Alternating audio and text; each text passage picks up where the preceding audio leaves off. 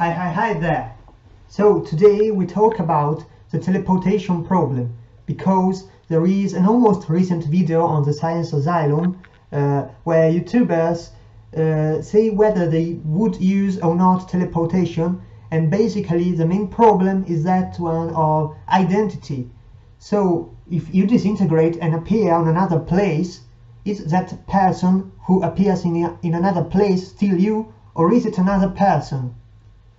Well, this will be my take on that, and to understand my take on that, we have to understand time.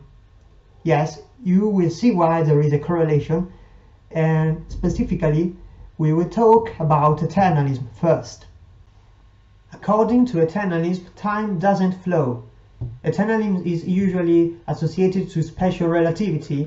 It can be an interpretation of special relativity and general relativity, but it is not necessarily correlated to relativity. In fact, I developed an eternalist point of view 8 years ago without knowing relativity. So we don't need relativity, and we will talk about it with having in mind an absolute space-time. That's perfectly fine. The basic idea is that the flow of time is only correlated to memory. So you perceive flow of time following the accumulation of memory. Let's do a simple thought experiment. So we want to build a time reversing machine, a machine which reverses the flow of time. First we wonder if it is possible to build it. Then we start building it. Then somehow we succeed in building it. Then we activate the machine. Then event 5 is event 3. So we succeeded in building it, and then we start building it, and then we wonder if it is possible to build the machine.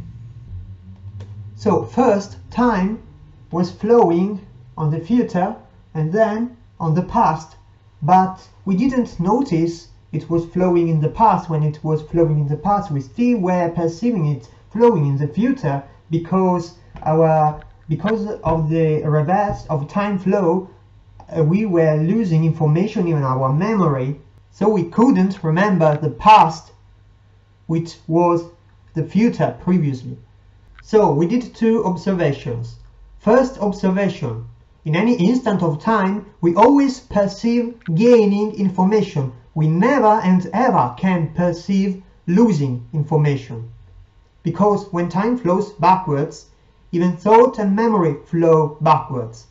Second observation: it does not matter whether time flows backwards or forwards. The instants of time don't change, and we always perceive time in the same direction, because our perception of time is caused by the instants of time themselves and not by the flow of time between the instants. So here comes the intuition that time may not flow at all, that the ordering of the instants of time is arbitrary, it is an abstraction. With eternalism, we have done a huge step forwards. We can now think of our life as something which stands there, not as something which changes. For example, what I did in the past and what I will do in the future, I am doing them right now and forever. So basically, I can be two persons, more persons, infinite persons simultaneously. Me now, me in the past, me in the future. Note that there is no contradiction in saying that past and future are simultaneous, because now we are thinking them in terms of positions. So future is something there, past is something there, and they both exist. Time is like a space. We can say that you perceive yourself in the past and yourself in the present, yourself in the future simultaneously, but separately. Separately means that here you don't perceive exactly what you perceive here. For example, here you have memory of event A in way 1, So you perceive in a certain way event A, here you perceive it in another way, we say A2, and in the future we perceive it as A3, and in the present you also perceive other events like B, B1, here it will be B2. So this notation basically means that A is the same event and the numbers, the way you perceive them, which are different in the different places, but you always perceive them simultaneously but separately. So if you are in this region, you don't perceive like you perceive in this region. If you are here, you don't perceive this region, but you perceive them simultaneously as a whole. You are both this person and this person, both you in the future and you in the past. Now this instead is me in the past, me in the present, me in the future. We both exist simultaneously, and in the past I also perceive event A, but not A1, A2 or A3, let's say A4, so still in a different way, and here A5 and B3. So we all can perceive the same events but in different ways. So the huge step here is in noticing that there is no substantial difference in being different instances of you and being different persons at the same time.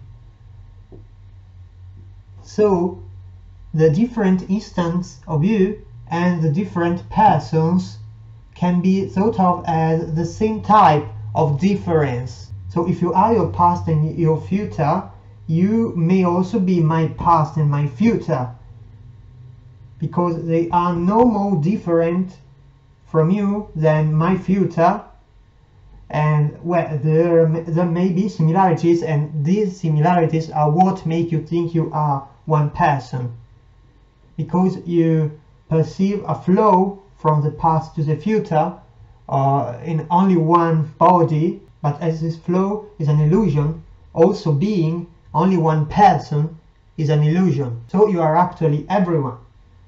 You are, we can say you are everything. So returning to teleportation, if you disintegrate in a place and you appear on another place, or someone else appears on the other place, that person is not someone else. Actually, it is always you, exactly like you are me and everyone else.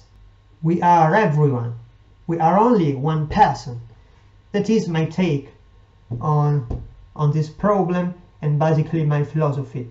So I have heard about the problem of teleportation identity a lot of times, and I've never seen this type of solution. I don't know why. This makes a lot of sense to me. I don't know why I have never seen this possibility pointed out. So another problem which can be solved with this way of thinking is the identity problem in the many worlds interpretation of quantum mechanics.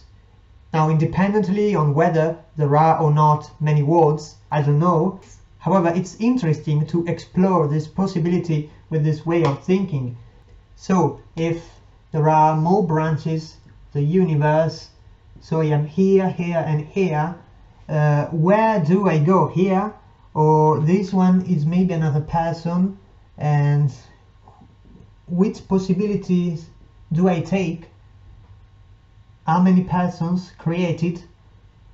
Well, we know from what we have seen that if I am everyone of these possibilities. So there is no problem also here. So do you see the beauty of this solution to the identity problem? After all, why should you be one person instead of another one? Why are you you and not another person? This problem does not exist in this way of thinking. It's completely solved because you are everyone. You don't need an explanation anymore.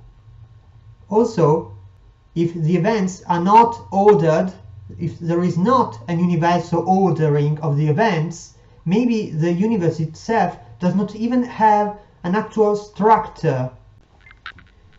So I think that the universe is really only one thing, which is you. And there is no mysticism in this. We have seen this really makes logical sense. So what do you think? Do you agree with it? Do you think you are everyone? Or do you still think that the universe has a structure? I want to know if there are other people who think like this, for example.